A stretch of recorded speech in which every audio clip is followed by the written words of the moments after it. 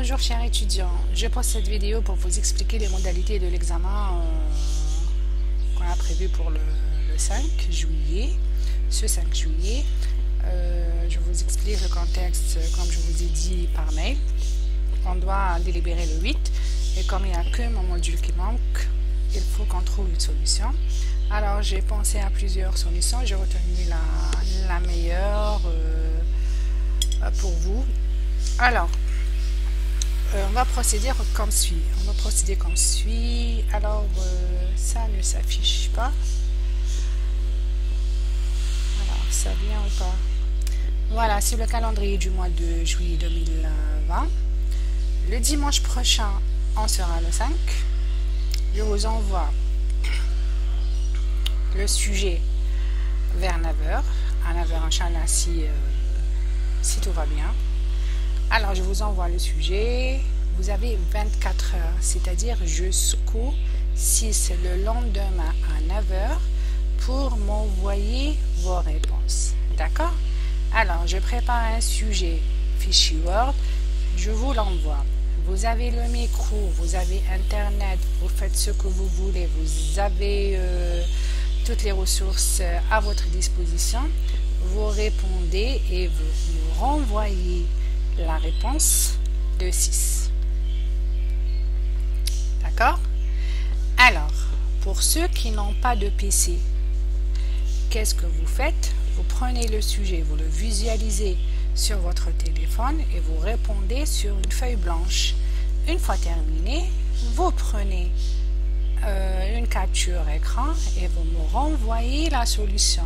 Et moi, je corrige le 6, Inch'Allah.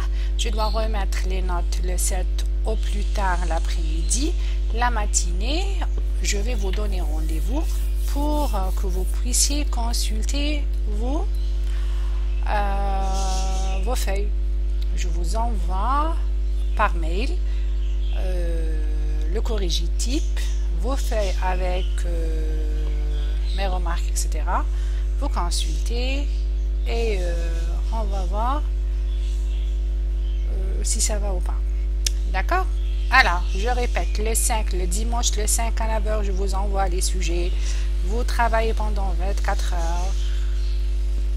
Bon, vous allez dormir quelques heures et vous me renvoyez la réponse au plus tard le lendemain, le 6, le lundi 6 juillet à 9h.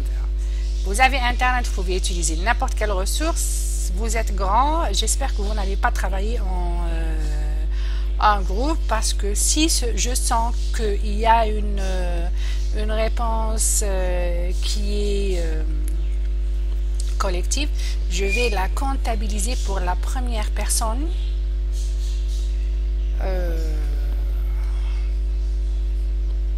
C'est-à-dire je vais comptabiliser pour la copie de la première personne qui me tombe sous les yeux et entre les mains. D'accord?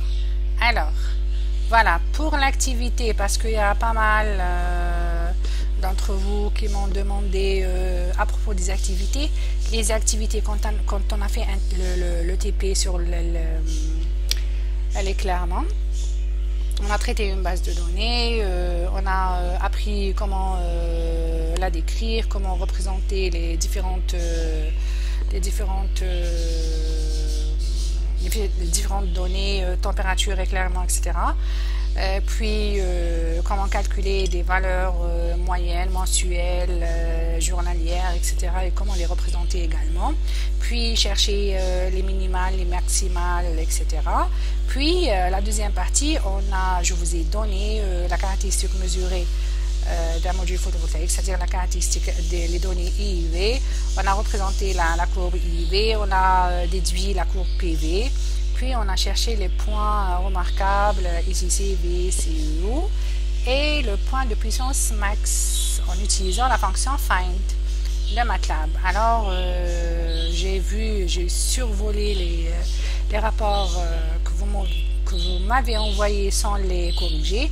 Il y en a pas mal qui ont oublié la partie caractéristique IV. D'accord? Alors, je vous ai demandé par la suite la fiche résumée récapitulative du dernier chapitre stockage électrochimique. Si vous ne l'avez pas encore faite, ne la faites pas et concentrez-vous sur la préparation de l'examen. Si vous l'avez déjà faite, envoyez-la moi, je vais la comptabiliser, ça sera des points en plus pour vous. Et ça peut combler l'oubli de la caractéristique de la partie de l'activité concernant la caractéristique IV. C'est-à-dire, vous avez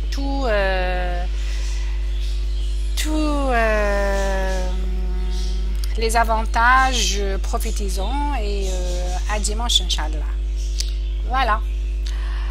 Je vous souhaite bon courage et à dimanche, Inch'Allah. Bye bye.